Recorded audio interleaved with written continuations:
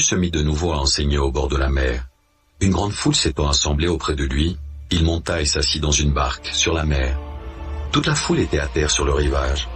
Il leur enseigna beaucoup de choses en paraboles, et il leur dit dans son enseignement, « Écoutez, un semeur sortit pour semer.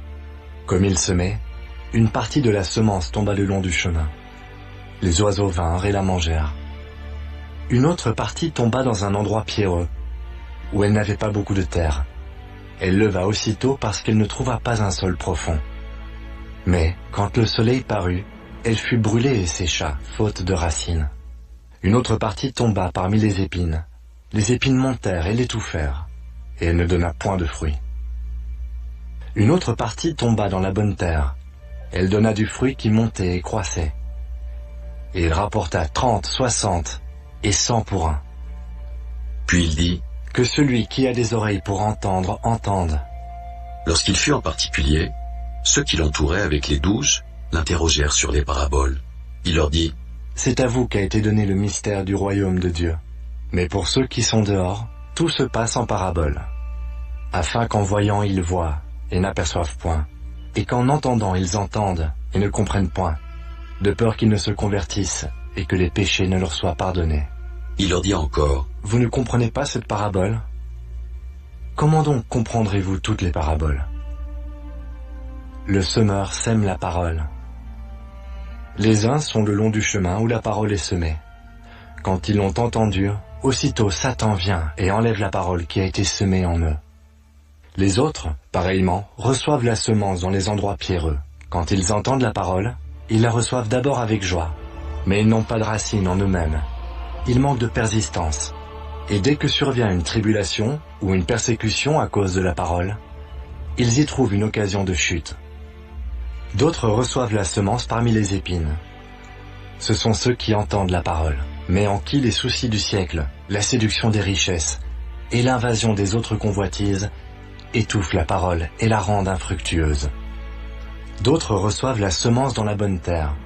Ce sont ceux qui entendent la parole, la reçoivent et portent du fruit, 30, 60 et 100 pour un. Il leur dit encore, « Apporte-t-on la lampe pour la mettre sous le boisseau ou sous le lit? N'est-ce pas pour la mettre sur le chandelier? Car il n'est rien de caché qui ne doive être découvert, rien de secret qui ne doive être mis au jour. Si quelqu'un a des oreilles pour entendre, qu'il entende. » Il leur dit encore, « Prenez garde à ce que vous entendez. On vous mesurera avec la mesure dont vous vous serez servi. Et on y ajoutera pour vous. Car on donnera à celui qui a, mais à celui qui n'a pas, on ôtera même ce qu'il a. » Il dit encore, « Il en est du royaume de Dieu, comme quand un homme jette de la semence en terre. Qu'il dorme ou qu'il veille, nuit et jour, la semence germe et croît sans qu'il sache comment. La terre produit d'elle-même d'abord l'herbe, puis l'épi, puis le grain, tout formé dans l'épi. Et dès que le fruit est mûr, on y met la faucille, car la moisson est là. » Il dit encore, « À quoi comparerons-nous le royaume de Dieu, ou par quelle parabole le représenterons-nous?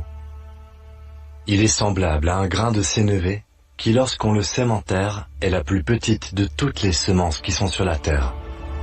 Mais, lorsqu'il a été semé, il monte, devient plus grand que tous les légumes, et pousse de grandes branches, en sorte que les oiseaux du ciel peuvent habiter sous son ombre. » C'est par beaucoup de paraboles de ce genre qu'il leur annonçait la parole selon qu'ils étaient capables de l'entendre.